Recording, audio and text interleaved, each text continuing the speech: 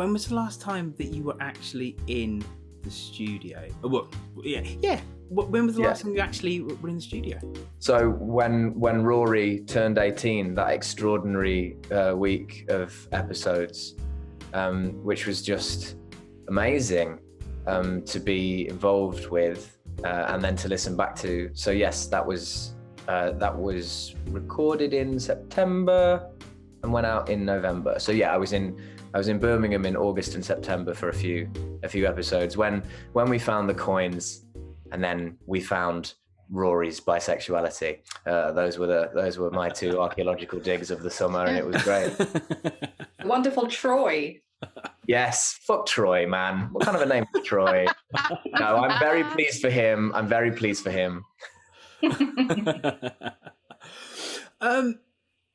Obviously, you've not been in it for the longest time.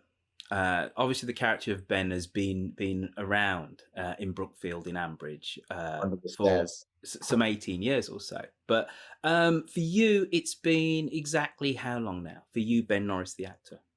2.5 years. So September 2018 was when I recorded my first ep. So by most acting jobs, I'd be a dinosaur, but in the Archers, I'm still a fetus compared to some of the, as you say, some of the stalwarts. And do you feel properly part of the team? And I'll tell you the reason why I asked the question, because last week I spoke to Charlotte Higgins, who wrote the Guardian piece. And she said she found it really interesting speaking to you because she says, I don't think it's been institutionalized yet, right? In the nicest possible way. Obviously we've got June has been there since the start for 70 years. Tim's been there since the early 1980s. So they're part of the firmament. She says you still had a bright-eyed, bushy-tailed kind of newbiness to you in terms of the ways of doing things. So do you feel kind of like, I'm part of this now? You're still a bit like, woo, the art. That's funny. Does that mean like a naivety, or that something horrible happens to Archer's cast members after a certain time and something dies inside? But bearing in mind that whole article was written with lots of love and affection, but she said, that I think institutionalized is the nicest possible way to put it, and she didn't mean it at all in a bad way, But she just says she was very struck that talking to you didn't necessarily come out with some of the tropes that some of the older actors did. What do you mean? You mean they've all been brainwashed when they talk to the media? You know what? Your mate, I feel like I've gone down a terrible. I'm joking. No, do you know why I say that? It's because I'm curious to know what they are. I want to know what the tropes are. You know what? I didn't really press her with exactly what she meant, but she just said she found it. She said I spoke to June Spencer and I was in the presence, though it was only on Zoom, of a living legend. What an amazing thing. We talked about acting in the war. She said, I don't miss my marks on radio acting because I learnt during the war and you couldn't. And then she says, and then I go the other end of the spectrum and I spoke to old Blue Eyes, old Ben Norris, and there's a different energy. I'm kind of slowly reversing myself out of this potential cul-de-sac I've got myself down into. I'm not trying to find you out. It's just I'm just interested because I would like to have been a fly on the wall in those chats. Obviously, June's got a different relationship with the Archers than me. We probably also sound different on the phone just because. Oh, Jane. Jane. Jane. Troy is packed in. And you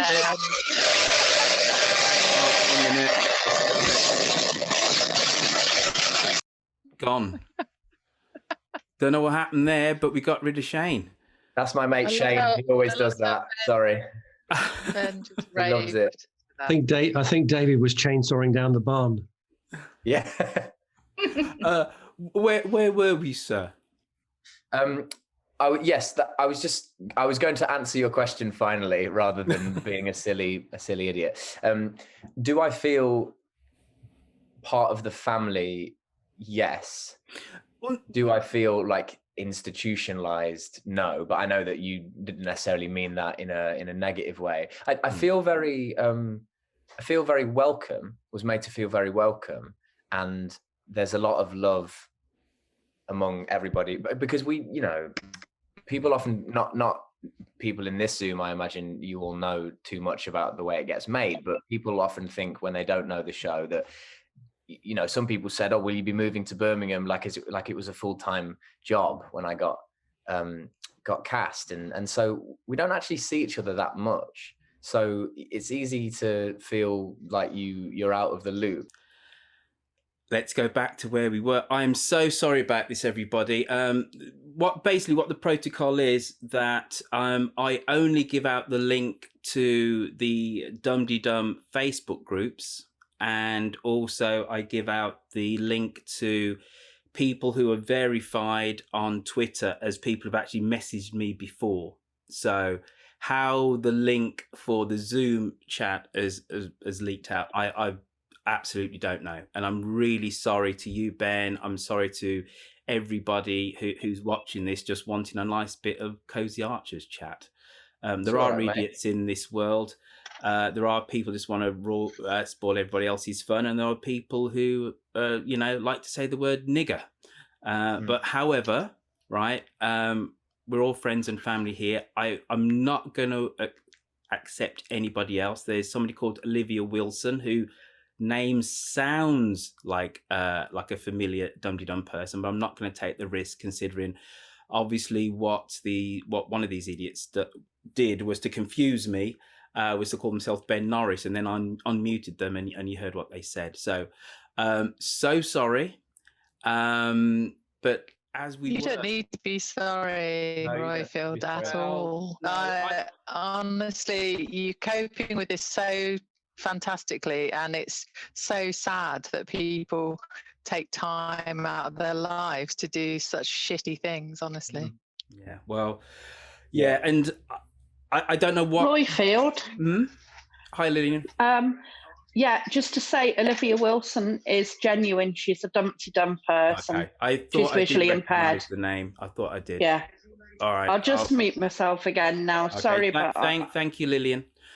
Right. So, Ben, where were we before we were rudely interrupted? We're talking about me being potentially institutionalized. Just to echo what Kerry said, I think you're doing a fantastic job, mate, and thanks for having me. And don't worry about that at all. It's a nightmare. I hope you're all right, because that's shit, really shit. That's an understatement.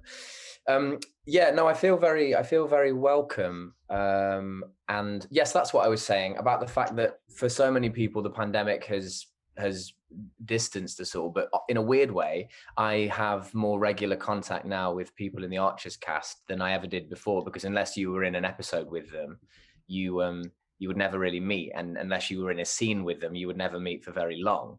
So I had a very small overlap circle with people, but now, you know, everybody's in the chat, and so I can, even if it's just a sort of digital text-based relationship, I have a bit more of a sense of who people are, and people post, you know, like snippets from their lives and things they've found funny, and share interesting articles and all the rest of it, just like any normal WhatsApp group. But it's nice. So that's nice. But in terms of feeling like, you know, I mostly stay quiet on there because I don't feel like, you know, there are some kind of aunties in a literal and figurative sense, and uncle, and I'm, you know, at this generation, we're definitely not there yet, particularly me, because, you know, Lily and Freddie and the characters like that, they've been attached to those actors for a bit longer, so even though they're kind of the new generation, they've been in the cast longer. I feel like the newest of the new young people, so I'm still kind of, like you said, little babby, little bud on the tree. Happy to be there. Ben, obviously the Archers isn't a full-time job, and you've kind of said that. Has been part of Ambridge now? Is that basically have you been able to do your other work with that? has it basically helped with your other acting, writing, and your poetry gigs, shall we say? Because I remember when we spoke before, the one thing I learnt about you, you're kind of some cool slam poet, weren't you? So, and generally, poets don't make an awful amount of money. So it's a case of, gosh, you've got your acting gig now. That gives you a certain level of income, so you can go off and do the other things, which you also like to do as well. Yeah, so now as a poet, I make millions of pounds a year because of the art. It's amazing. I can't get Stadia big enough to get all the punters in. No, And you are going to Lincoln, aren't you? You're doing something in Lincoln coming up soon, is that right? potentially you have me confused with the stand-up comedian Ben Norris, which happens every now and again.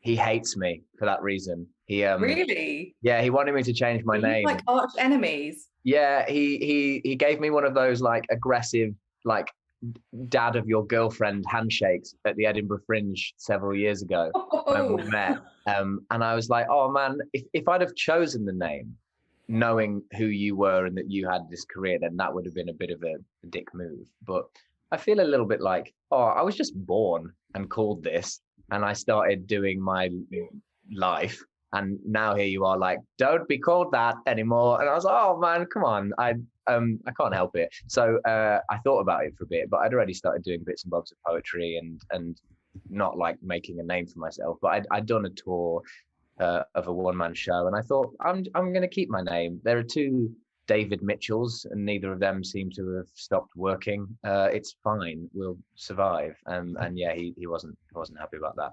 Oh well. So anyway, it might be him going to Lincoln, unless I've massively forgotten that I'm. Oh no, are you talking about doing Alan Berridge?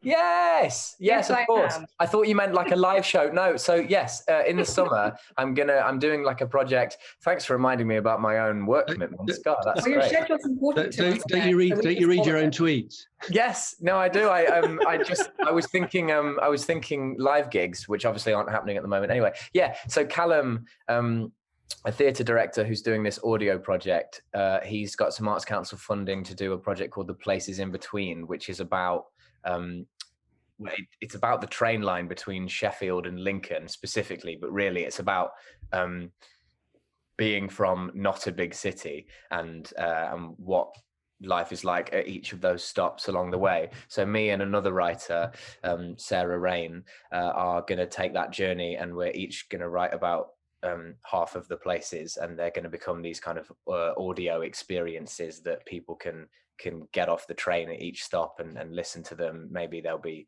specific to a certain location within that town, or maybe they'll just be the town in general. But yes, that's what we're going to be doing. So I have that coming up in the summer, which is lovely to have something to look forward to. I haven't had anything, as you can imagine, kind of concrete in the diary for a while. But yeah, it's definitely helped in terms of, it's rare as an actor that you can say you're always in work. Even if you haven't had an Archers episode for 6 months, unless you've been fired or killed, you're still in the Archers. So you can say, oh yeah, I'm in the Archers. And that people have heard of that. It's the first time I've been able to sit, in all of those typical kind of, when you're getting your hair cut or anything like that, and people say, what do you do? And you say you're an actor, and then the dreaded next question is, oh, have you done anything I've heard of? Now, finally, I have, for some of those people. Not many barbers listen to the Archers, I don't think. But yeah, that's nice. So it's probably helped with getting a little bit of other radio work, which I've done a bit of since then. And someone told me off once. Someone came to a poetry gig of mine, not knowing that I was in the Archers, and they told me off for not including in my bio in the literature festival program that I hadn't written that I was in the Archers. They were like, you have missed out on some footfall here. I think it was the Cheltenham Literature Festival, or maybe Ledbury. And I thought, yeah, you're probably right. There's probably a few Archers listeners in the vicinity, but no, it's been lovely. It's just that nice sense of not feeling completely cast adrift each time a job ends. You've also been doing quite a few lockdown things in terms of redefining lockdown on Twitter, haven't you, Ben? Or am I getting you confused with the other Ben again?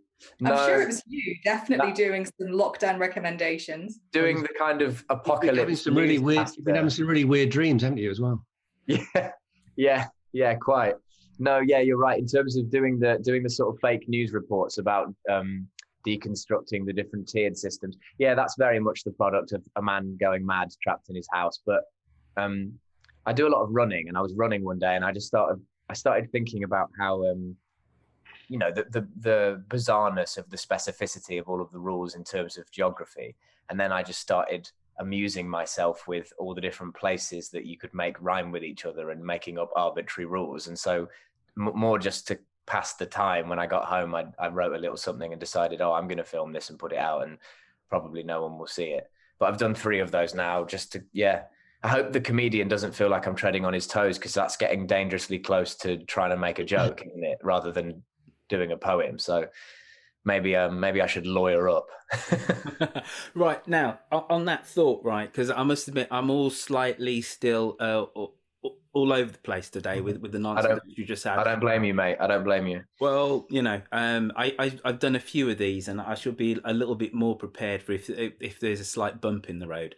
So before I forget, folks, we're going to do quiz questions, and then we're going to unveil, or at least we're going to spin the wheel and see who's going to win the 70th anniversary Archers scripts.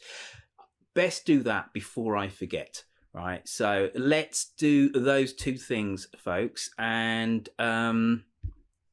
first off, it is the world famous Dum-de-Dum quiz. Now, you whatever you see is what this is. This is an Archers thing, folks. Now, I know we have some visually impaired people on this Zoom. So I'm going to try and describe this without giving this away. So there's been a rather popular Netflix series which is doing the rounds at the moment. And there is a cameraman with this couple in Regency dress. Then we have a weight with a big X on it. And then we have, underneath that, we have a scene of rural idyll. So what is this Archers thing, place, or person? So popular Netflix bodice ripper. We have a weight with a big X on it, and then we have a scene from the English countryside. So Mr. Norris, I say this every time, right?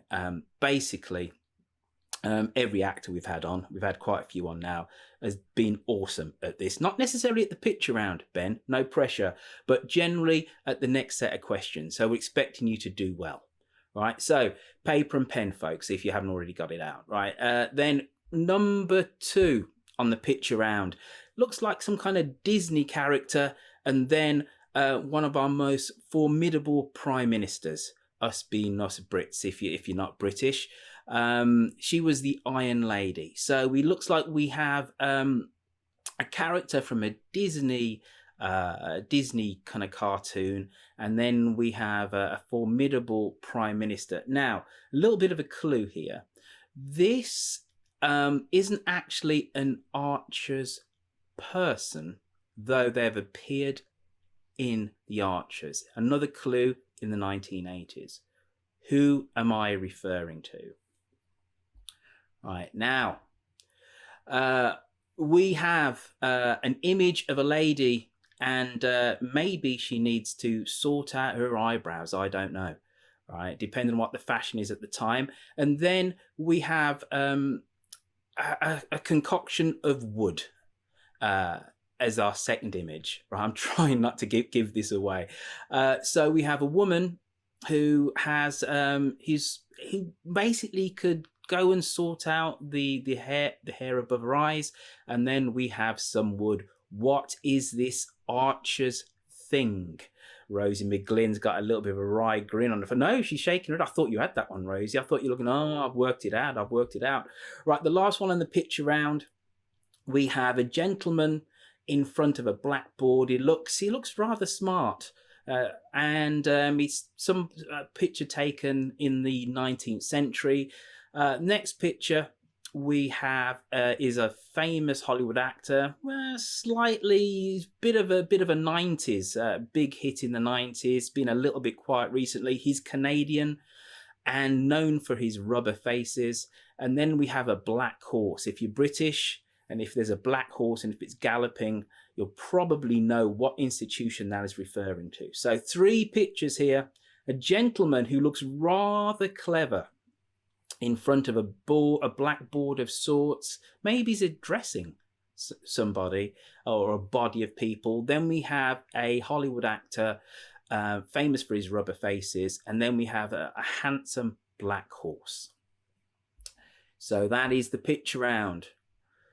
Right, now questions about our Ben Norris. Right, question number 1. I've got to say proper big ups to our Rosie McGlynn here. She actually did the questions whilst I was getting the picture round sorted today. So thank you for that, our Rosie. Which of Rory's friends was Ben jealous of? Was it A, Aeneas, B, Jason, or C, Troy? So let's go through those again. And Ben did kind of mention this slightly, didn't he? Which of Rory's friends was Ben jealous of? Was it A, Aeneas, B, Jason, or C, Troy? What is the name of Ben's dog? Is it A, Lassie, B, Bess, or C, Snowy?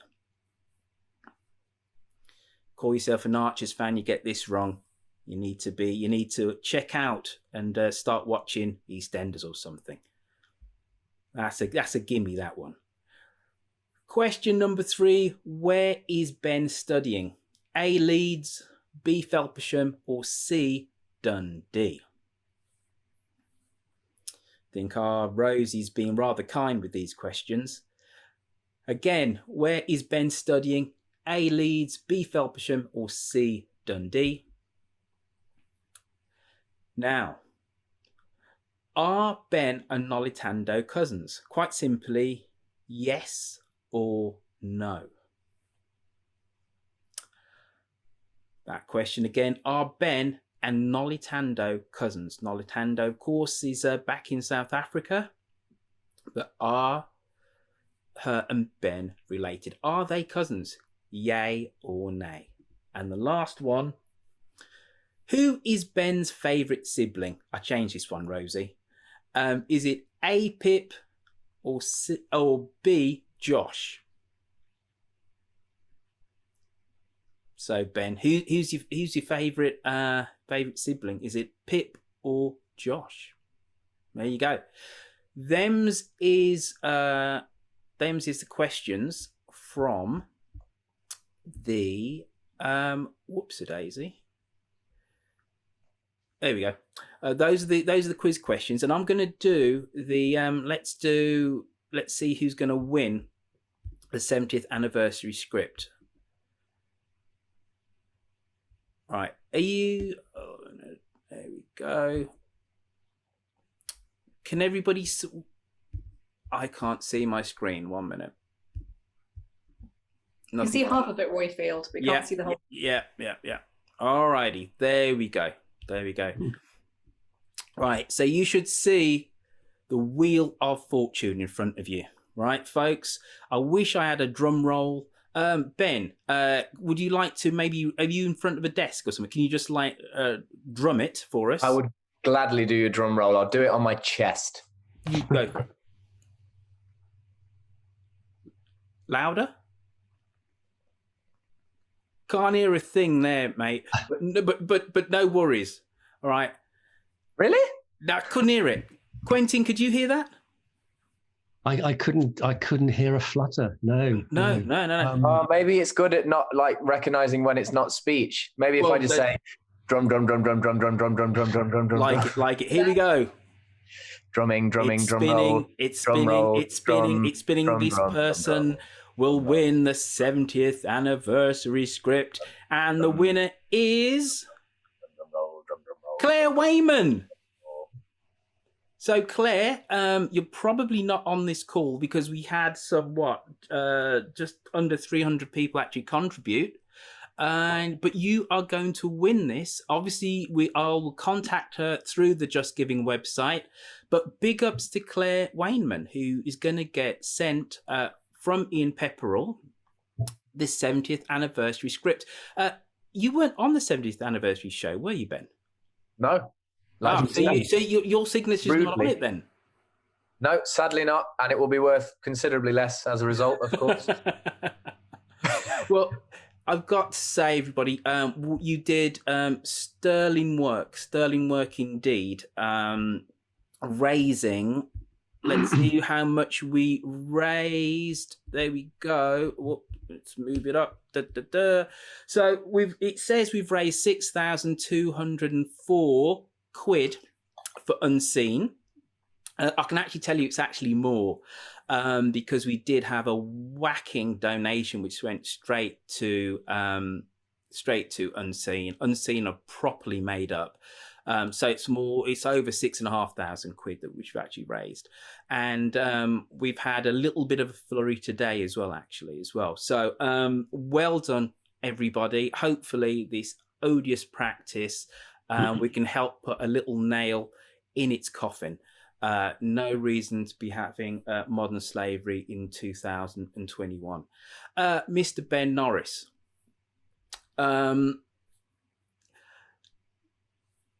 you kind of mentioned this before. You said that, when you're on the Archers kind of WhatsApp, there are the grandees, there are the aunts and the uncles and stuff and whatever, and you said, maybe you're a little bit quiet. Do you have a real sense though that with you and with Arthur and with the actors who play Lily and Freddie, that there is this younger generation who are going to be the Archers actors for the next 30-40 years? I hope so, if we don't mess it up. But yeah, I mean, obviously they have to kind of, like any village, any community, have the next generations coming through. And it feels like very much the kind of, I don't feel like we're sort of waiting in the wings like a ravenous pack of dogs for everyone to drop down so we can become the protagonists. But yeah, I think, that's the joy of the show, isn't it? How sort of long it takes in a very real sense, that just as life does, it ebbs and flows and time ticks on. And yeah, Ben was 16 when I started playing him. He's 18, nearly 19 now. And that feels like it's gone in the blink of an eye, and I'm sure it won't be long before I'm going, oh God, he's in his mid-20s. And it'll be interesting to see what happens with Brookfield in terms of the 3 children, and I'm always curious about things like that. But I must say, I was about to give a spoiler away to one of the quick questions. Then I can't finish that sentence. Well, here's the thing, right? I'm going to tell you what's going to happen, right? So Pip, in 15 years, is going to inherit the farm. How are you going to feel about that? I'll murder her. Yeah, and take it from her. No, I was going to ask if you were let loose with the Archer script, what fantasy Ben script would you write? Where would you take your character if you could? That's a really good question. I always wonder whenever I get any bookings through, particularly if it's more than, if I get like one episode in a block, I know that I'm just going to be popping up and having a chat about something that's happening or having some very minor hijinks. But whenever it's more than that, I do think, oh, is this the beginning of a big storyline?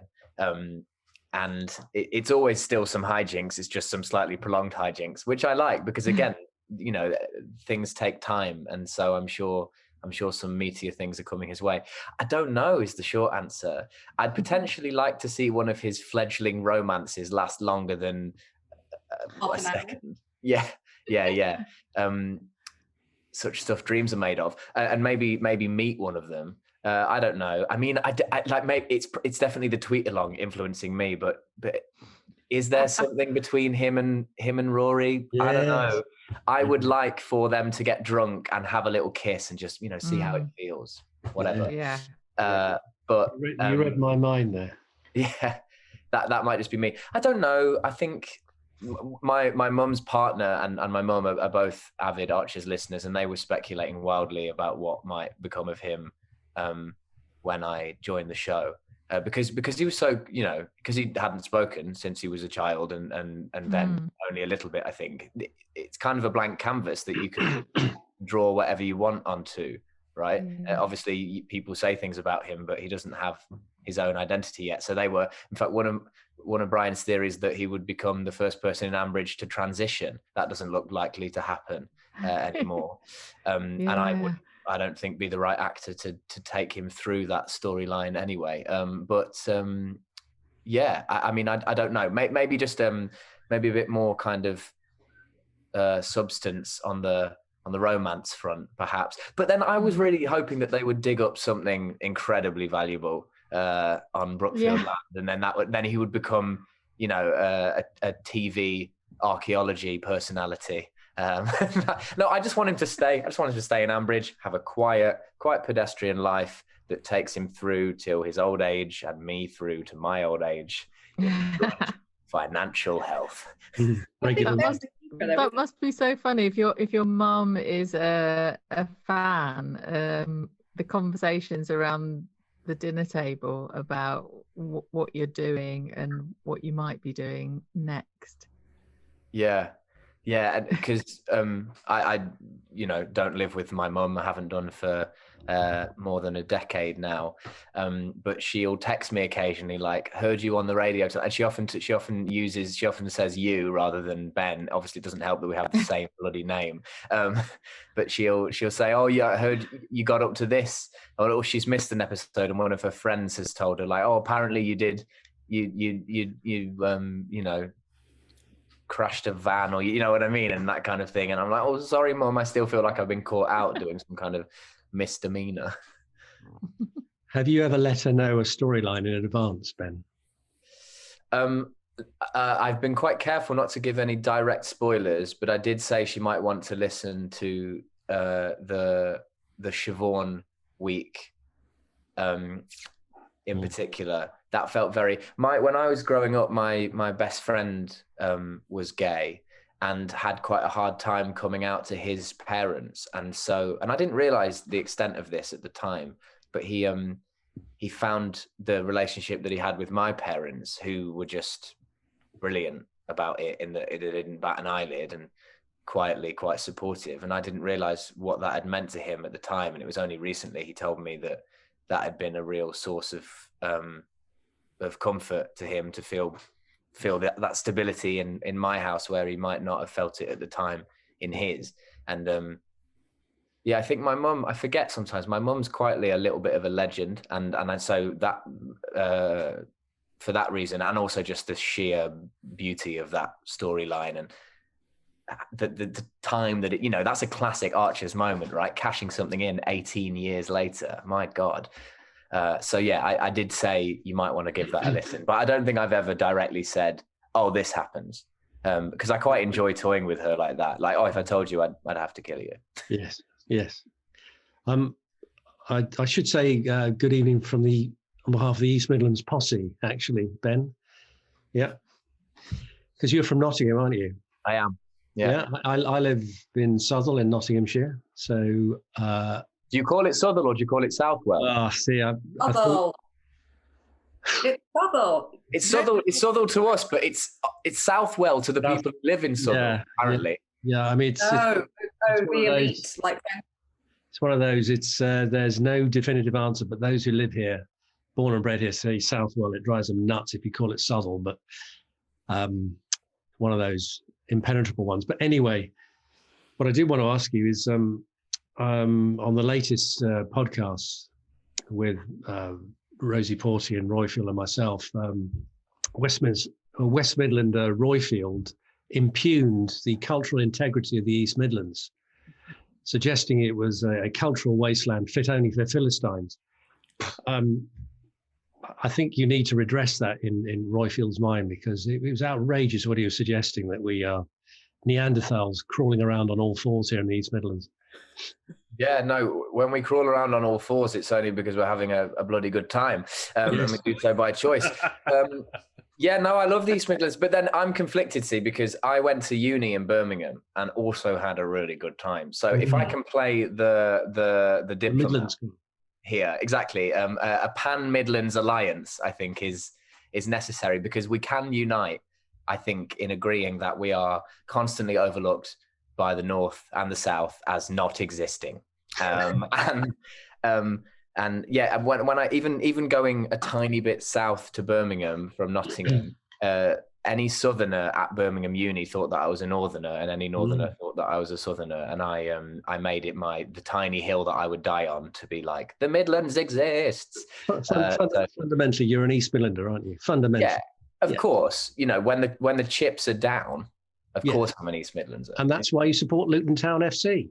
Yeah, because my dad's a Hatter, mate. And also, you can't accuse me, even though we are higher in the Championship than Forest. And I'm so delighted to say that, and a lot higher in the pyramid than County. When I was first starting to follow football, Luton were a non-league side, and Forest were always, as they still are, always on the verge of getting promoted to the Premiership and never quite managing it. But yeah, we were. So Dad was born in Brixton, but grew up, spent most of his childhood in Welwyn Garden City, and then in a few small villages in Bedfordshire and Hertfordshire. So Luton was his nearest club when he was a teenager. So, I mean, I supported Man U when I was a really little kid, and I think we can all agree that it's better now I've stepped on from that phase.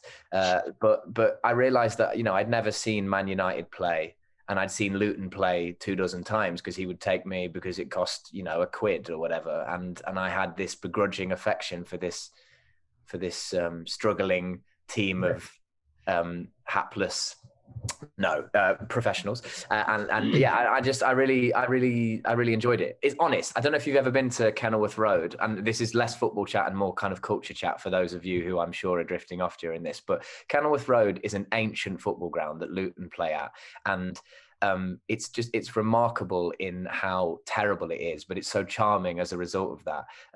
If you want to go in the Oak Road end, you have to walk between two people's houses to get there, and you can sort of see into their, you know, downstairs toilet. It's ridiculous. You get a cup of Bovril at half time for 75p, and you're literally drinking gravy to keep warm. I mean, it's so amazing. It's a proper football ground. It's a proper football ground, and rightly we are moving on from it because it's surely not safe to be in, never mind fit for purpose, but it will be missed because it was it's an experience, and I miss going there now that we can't have fans in. I do miss it. You mentioned the Archers tweet along a couple of times. A number of us are sad enough to spend our lives on it, certainly of a Sunday morning. I'm curious, do you as actors and scriptwriters pay any attention to it? Does it have any influence? How many of you are scanning it, thinking, just looking for the feedback? Because I mean, you couldn't get more of a focus group than the tweet along, could you? Yeah, they're so lucky.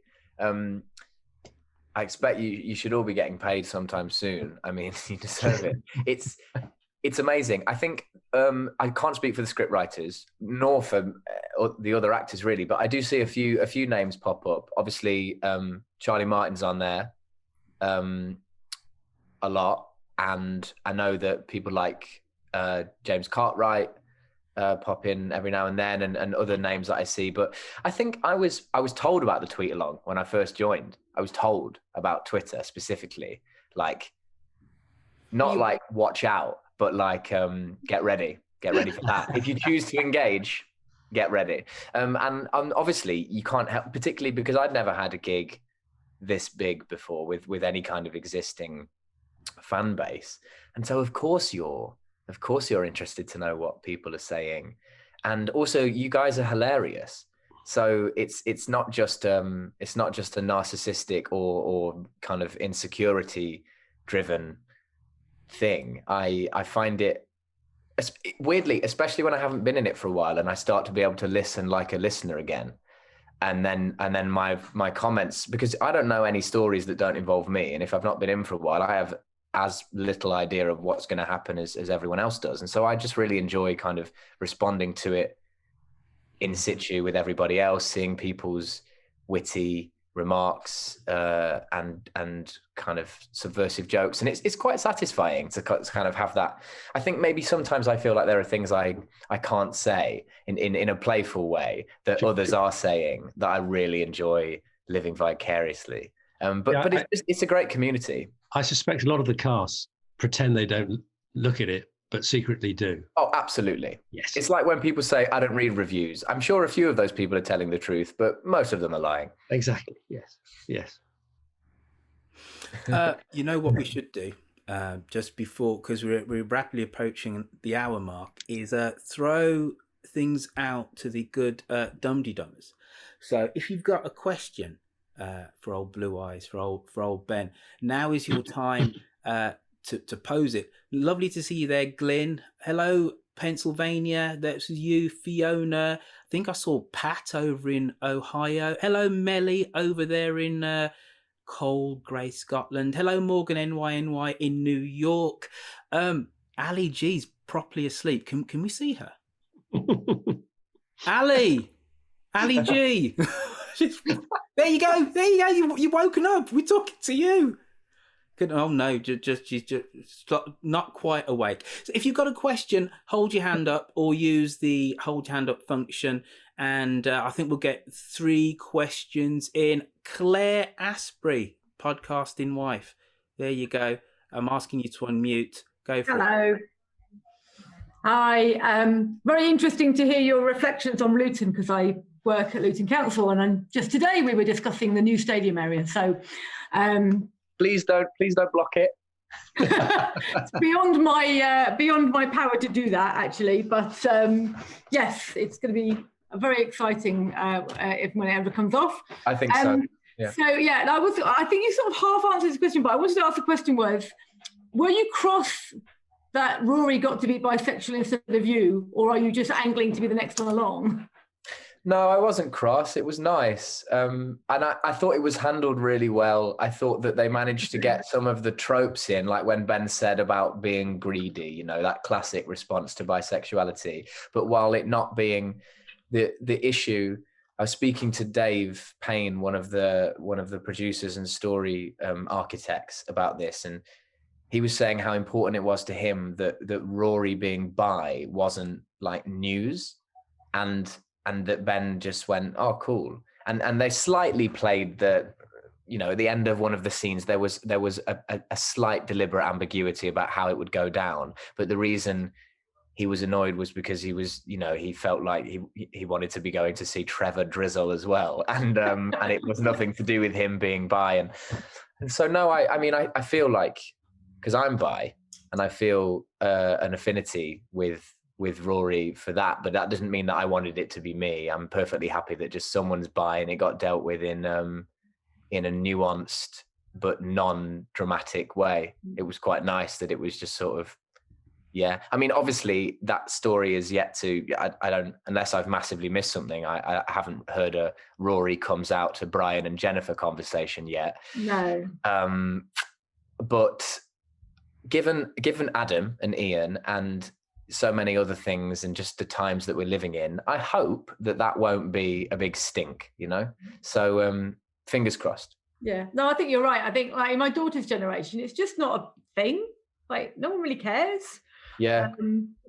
So I think that was really well portrayed. Thank you. I did nothing, but I think that you're right. And I'm really admire the way that the team dealt with that. Well, I thought Ben was really, it was very natural though, wasn't it, Ben?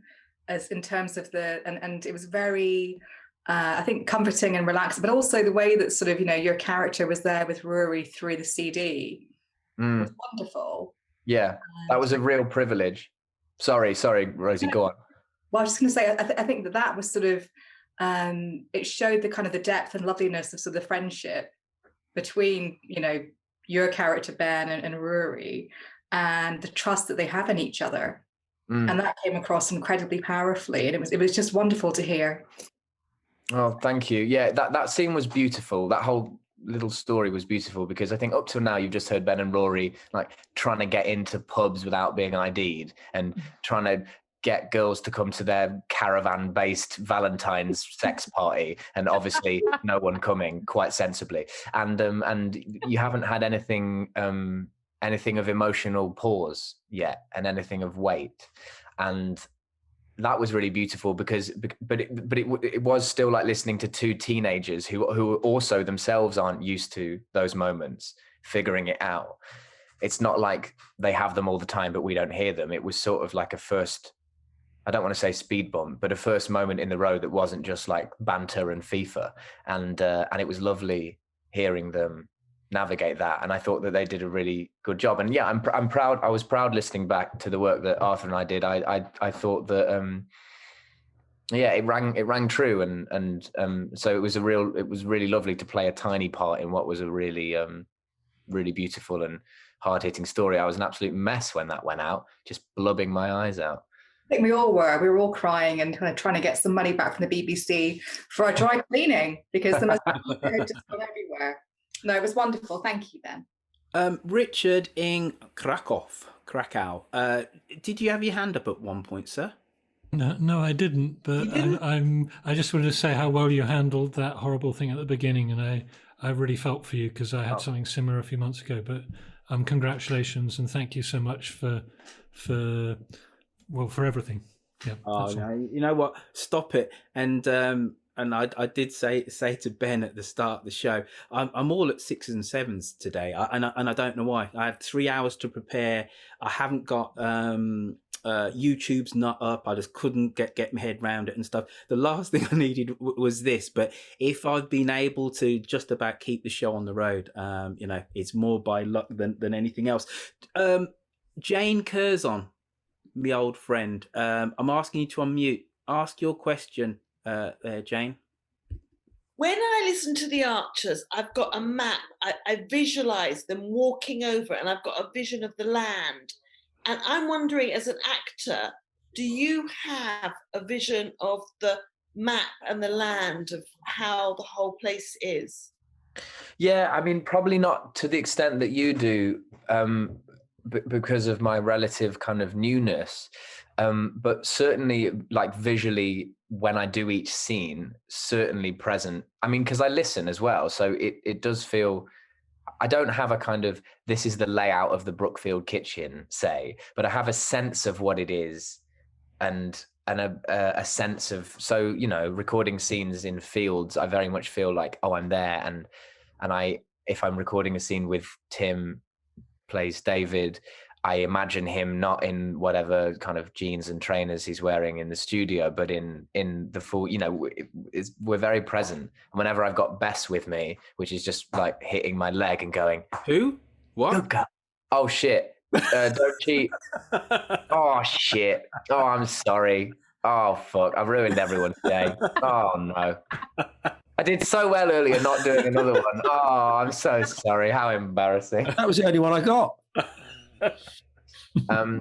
When I have Flippy, Fluffy, and Woof with me, I can't even remember what the other options were. Then that's just me hitting my leg. But they're not like that. It's very real, and I think it has to be, obviously. But yes, in terms of, it's been even harder doing the stuff at home, because you're not in a. At least in the studio, there's actually some space, and you haven't had to hang a duvet right in front of your face, and so you can breathe in the air and inhabit it a bit more easily. And it requires a bit more of an imaginative leap when you're hiding under a pile of coats or whatever. But yes, is the short answer. Just not probably as richly as longer listeners. Right. Who else had a question? Melly. Right. And who's going to be after Melly? I thought I saw somebody else kind of put their hand up. And you, Rob, and then Nick Roworth, my bête noire from Map Corner. All right, Melly, you're up. Hi, you made a little comment there about when you're not in it and you listen again. What is your Archer's listening history? Sporadic before I was cast. my mum, as I said, my mum's a listener, but I'm afraid to say what most people who are in their teens whose parents listen, a bit of an allergic reaction to the theme tune when I was younger, because it's on, obviously with the news in between, but it's on straight after the 6:30 comedy, which was the first bit of Radio 4 that I started consuming when I was sort of, I don't know what, like 13, 14, 15, and quite enjoying those programs. But then the Archers would be like, oh God, no, thank you. But then the first time I remember it coming into my world in a bigger way was the Helen and Rob storyline. I wasn't a listener then, but I remember seeing all the press about it and reading it and being quite interested and feeling bizarrely proud of a show that I had no relationship with past my mum, but it was as if it was speaking to me, the kind of the naysayer, like, oh, look at what we have done and look at what substance it's had. And so take your preconceptions about this show and shove them up your ass. So I remember thinking, oh, good on the Archers, but I still didn't listen, although at that point it wasn't anything other than just a time thing. So it wasn't until getting the audition through, I crammed in a few omnibi before the audition, and had lots of chats with mum and her partner about who Ben was or might be, and then I've been listening ever since.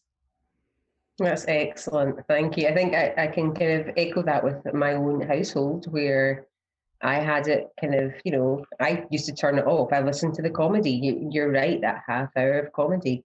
And I would turn it off. And the minute the kids heard just like the they went to bed. And they knew that they had this little gap of like 12 minutes to get settled. Once I started listening, they knew that was the gap between you go to bed and I'm going to come in and read your story. So it's they don't listen. They're not interested. I hope that's going to come. But it kind of crept its way into our lives. It was always present, and I really just hope that at some point they pick it up, because it's a little bit of comfort. Unfortunately, only 4 evenings a week at the moment, which is really frustrating. Anyway, thank you very much, Ben. You've been fantastic. Thank you. No, thanks for having me. It's been a pleasure.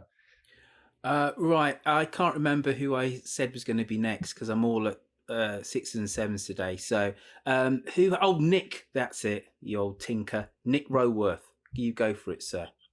Right. No, you said you were joined, when you were 16, you first joined, and Ben was 16. And I'm always really, I don't know the rest of you, but I'm always really surprised when you hear a voice that's been a silent character for so long suddenly speak. But do they give you some indication of, what the character's done and the direction he's going to take in the immediate future? Obviously, I mean, they plan way ahead, I know, but do they say this is the sort of things your character will be getting up to? Not really. Mostly just hijinks. Everything could be categorized under the word hijinks. I think, and again, I didn't get much history. I think because Ben's had a relatively privileged life, not in the sense of living in like a national trust property like his cousin, or coming from enormous amounts of wealth, but I mean in terms of like, it's been a relatively eventless childhood in the nicest sense that we could wish for a person. And so nobody, unlike with Rory, nobody needed to say Rory lost his mum when he was 4. There was no need for a big. So I've learned things just by accident in the green room, like Ruth's cancer and Ruth's sort of affair or near affair, and that's all been kind of me going, oh really? And then I've gone on Wikipedia and been like, oh yeah, crap, yeah, she did, yeah, but so no, not really, and they don't tell you where your character's going unless it's going to be really substantial, like you're going to die. But again, I don't think they sit you down and tell you that. If they know you're going to die in a year and a half, I don't know, but I don't think they sit you down and tell you. I think they sort of tell you when it's approaching. So yeah, there's been no grand scheme that I've been let into, and yeah, I only know when I read the scripts. So you're not going to die soon as a character. This is a relief. Not in the immediate recording blocks. No, but anytime after that, it's back on the table. Bill Banks Jones, thank you for your lovely tweet, sir. It's been me a proper little thumbs up. I really appreciate that, Bill. Do we have one last question? Hello, Karen. You just walked into the room. You got yourself a nice cuppa there, have you? Yeah, well done. Do we have one last question before we start to wrap things up? Was it with you, Rob? Did you say yes? All right, Rob, you have the honour of asking the last question. Oh, thank you very much. Hi there, Ben. Everybody sort of like knows that actors love being the baddie because it's, you know, more juicy role. And also it's really nice to be a much loved character. How do you feel about on The Archers where half of the audience seems to love a character and the other half hate him? How does that play? I think it's nice. I think it's nice that people feel, I often feel a bit bad for the characters that get routinely bashed. Like, I don't know how much Daisy looks at Twitter, but everyone really hates Pip. But I don't know I don't know how much that's Daisy or that's Pip. I mean, Daisy might be thrilled to see that because, you know, she's playing a character so fully that people have a reaction to. Because I guess the nice thing about people either loving or hating you is at least they care. At least they're invested in some way enough to have an opinion.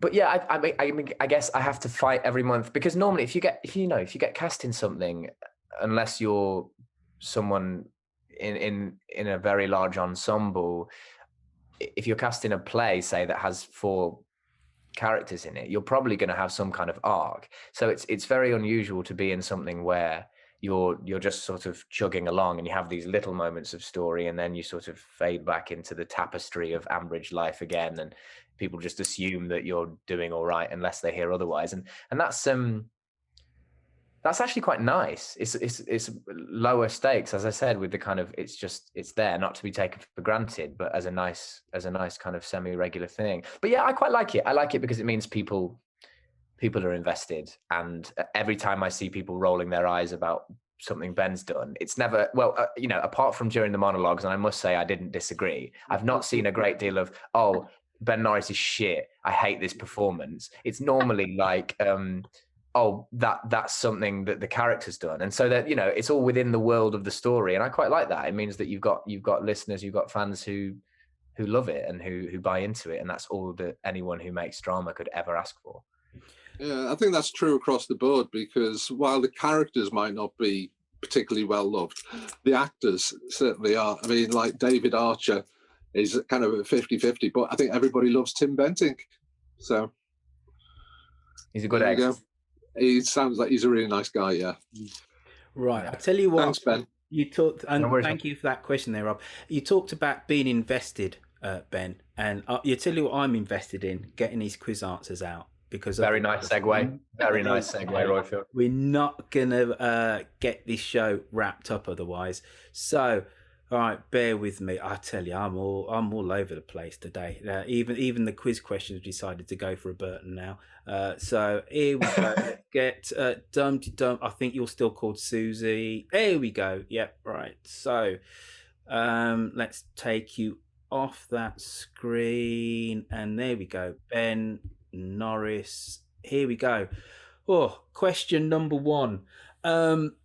Nick Roworth, do you want to unmute yourself, sir? Do you reckon you know what the answer for the first one is?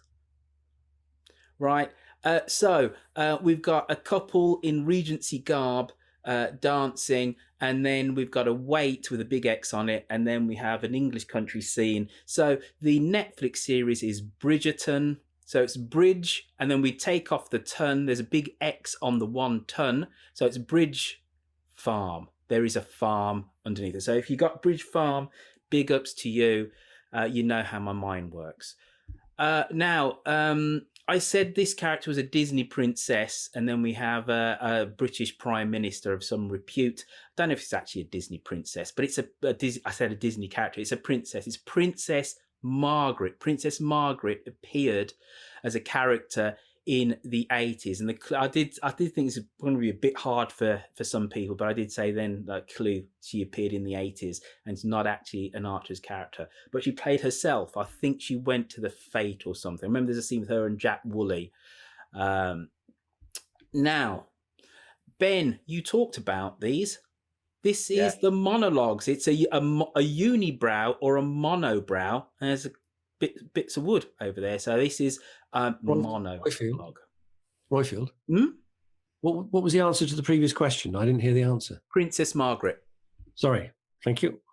No worries.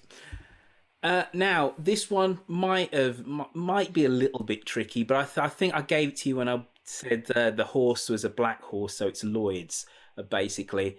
Professor Jim Lloyd. So if you get this one, big ups and props to you. There's a man looking all professorial. Then we've got Jim Carrey. Then we've got an image from the Lloyd's Bank advert. All right, now questions about our Ben Norris. Which of Rory's friends was Ben jealous of? And the answer, Ben, is Troy. Yay! Not Aeneas. Wasn't he the king of Troy, Aeneas? I couldn't tell you, mate. Well, I think he was. I'm not that up on my Greek mythology.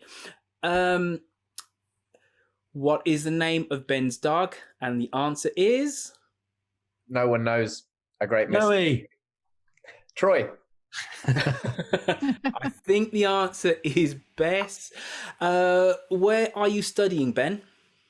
Thankfully, for my acting career, I am at Felpersham. You are indeed at Felpersham. Are Ben and Nolitando cousins? What's your answer, Ben? I don't know, but I don't think so. I'm going to say no. Right, Rosie, what answer do you have here? Freddie's Nolitando's cousin, isn't he? And aren't Freddie and Ben cousins? Yeah, but that's not how cousins work, is it? Second cousins. No, right. they are cousins, but they're like cousins second once removed. I was trying to work it out because they have an ancestor in common, Dan Archer. They are cousins, but they're not. But is that how cousins work? Because I've got cousins who have cousins, but I don't think that I'm my cousin's cousins. Like if we only share one, we share an auntie, but I thought you had to. Well, let's. So Dan I don't know.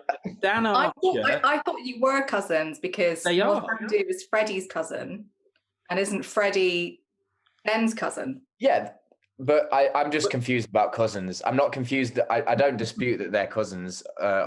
It doesn't matter. I just don't know enough about what makes a cousin. They're kind of like second. You're not closely related. Let's put it that way. You're not closely related, but you are cousins. But it's going to be like once removed or something. But you are actually cousins.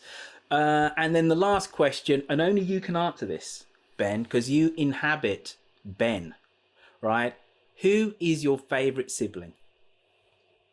Right, so I've flip-flopped on this because I was worried you were going to tell me that there was an objective answer that I've forgotten. Oh gosh, no. An episode where he said, this is my favourite sibling. So I think as much as he constantly annoys him, I think he prefers Josh to Pip. And also, he borrowed Josh's shirt when he went out and lost his virginity. And so that's got to count for something. I think that's a yes. I think that, and also that's the correct answer. That's the one I have down here. So, right, folks, I'm going on to gallery view. Who got all of those correct? Hold your hand up. Melly, you got all of those correct? Really? For an absolute change, yeah. Wow. They must have been too easy. Props to you, Mrs. Who else got all of those correct? Was there anybody else got all of those correct? Well, unfortunately, the only thing you win, Melly, is the accolade of saying that you actually won the quiz. You don't get a prize. But Do you know what, Royfield? I'll take that. I will take that all day long. Everybody unmute yourself. Let's give Melly a round of applause. You get unmute yourself.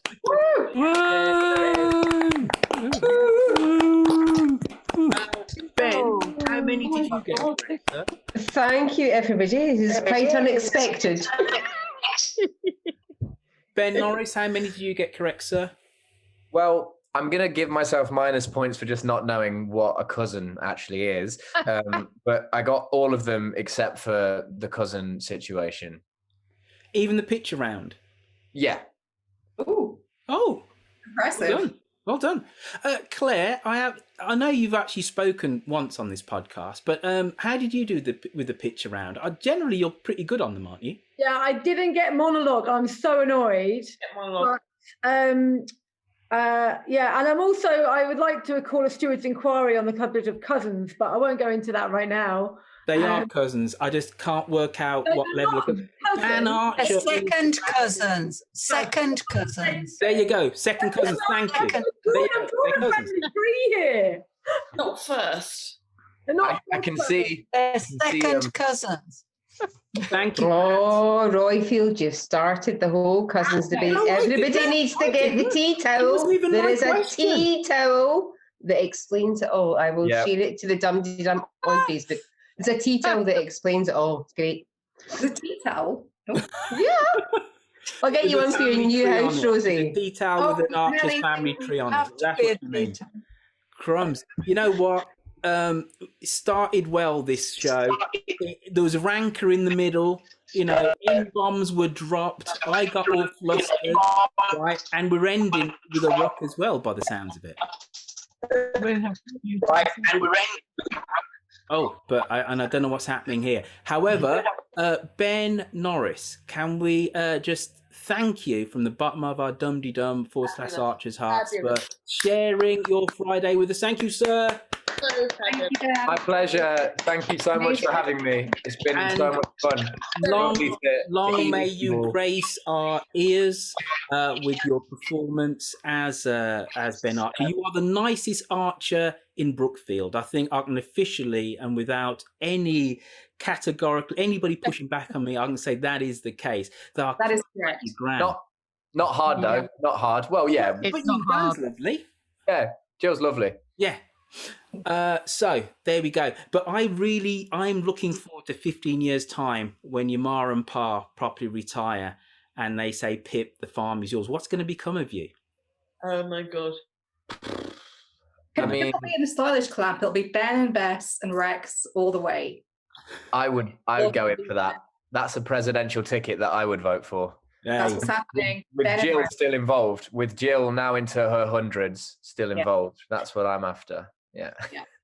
Fantastic. Listen, everybody, thank you for bearing with me. I feel like I was utterly under the weather today. I didn't do a very good job at all. But it's lovely to see you all. Have a great rest of your weekend. Miranda Johnson, waving to you. Miranda, you're like, oh, yes, you. Woo, I'm waving to you. And again, Ben Norris, thank you for manning the ship, sir, because I was all at sea today. Sarah Spilsbury over there in Smethwick. Don't forget, folks, keep listening to the podcast because, you know, the beating heart of Dum-Dee-Dum absolutely is the community. And, of course, it's a community that adores the Archers. Take care. Look after yourselves. Be good. Tatty bye. Thank you. Royfield, you're amazing, mate. See you later. Bye-bye. Absolutely. Bye. Thank you.